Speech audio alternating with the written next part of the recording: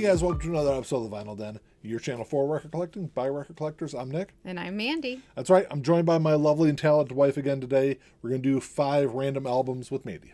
There's a bunch of links down below, make sure you check them out. There's links for the Vinyl Den Facebook group, for the merch page, for the Spotify and Apple Music playlist that I put together every week, and the Patreon page. Make sure you go check all that out. Of course, if you enjoyed the episode, make sure you give us the old thumbs up, hit that subscribe button down below, and make sure you hit that notification bell so you're notified every time we release new episodes. So it's that time of year again. Every year around Christmas time, I'm joined by my wife.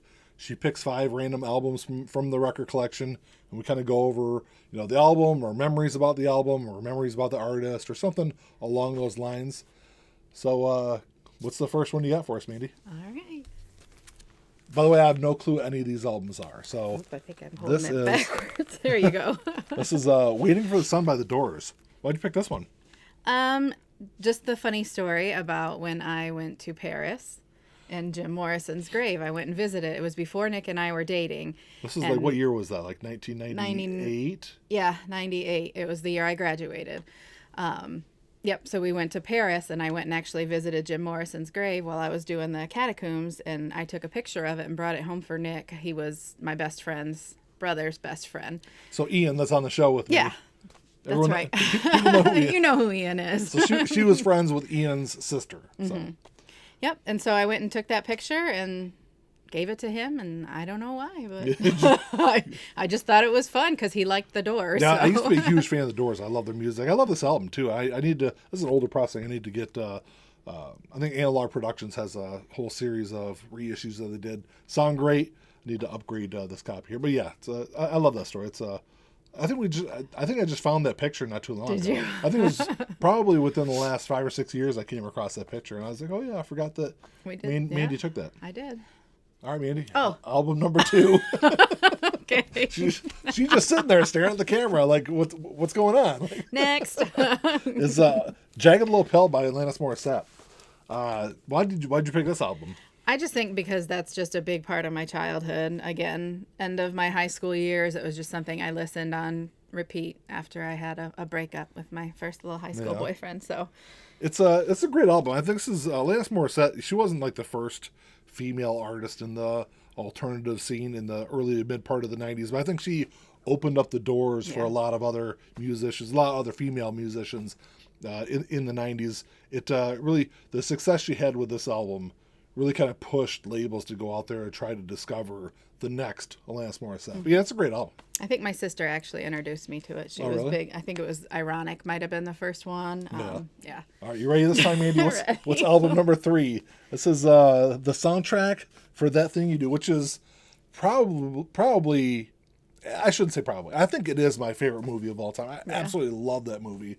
I've been actually waiting for this to get reissued. There was this was released as like a promotional 7-inch quite a few years ago now, probably like 2012, 2014, something like that.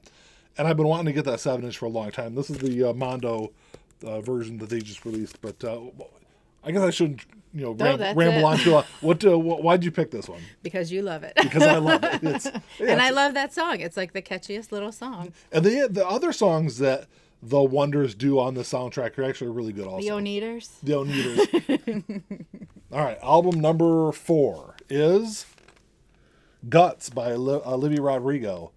Why'd you pick this one? Because I don't picture you as an Olivia Rodrigo fan. Well, I just listened to her from the radio. I haven't actually listened to her whole album or anything, but I actually caught part of the iHeartRadio concert or whatever. Yeah, that was the other night, and she was singing, and she's amazing. I had no idea how well she's a great performer, and her voice was, it was perfect, and I thought, this can't be live, but it was. It's actually funny. I've been trying to get Ian to listen to her first album for like a year now.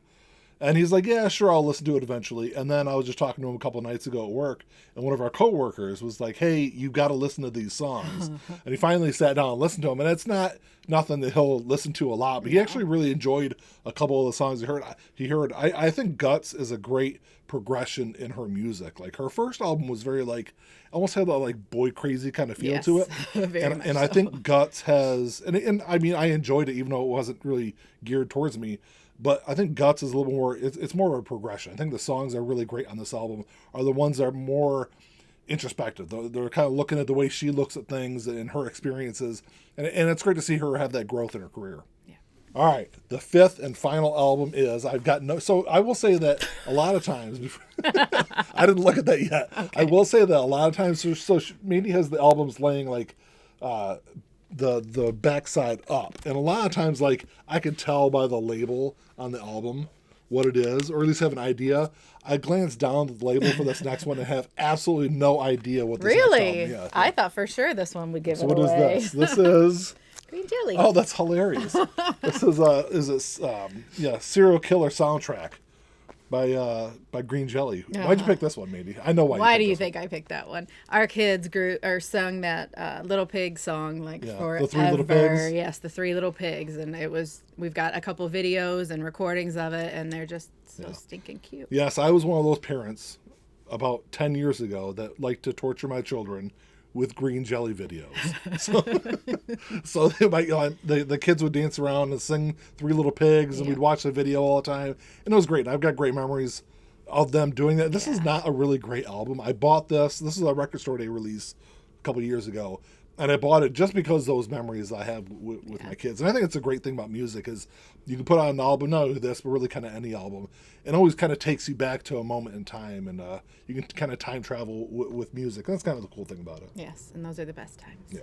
Well, that's all we have for you today, guys. Thanks for checking the show out. Make sure you drop us a comment down below. Let us know what you guys think about these albums. I don't really know what other kind of question I can kind of toss out there, but it's that time of year. We just want to wish everyone a Merry Christmas, Happy Hanukkah, Kwanzaa, whatever you celebrate. Hope you have a happy festive season to the end of the year with the holidays and New Year's coming up. And I don't know. Hope you guys have a great time and keep watching the Vinyl Den in 2024. And like always, if you enjoyed the episode, make sure you give us the old thumbs up. Hit that subscribe button down below. That's all we got. Until next time, peace.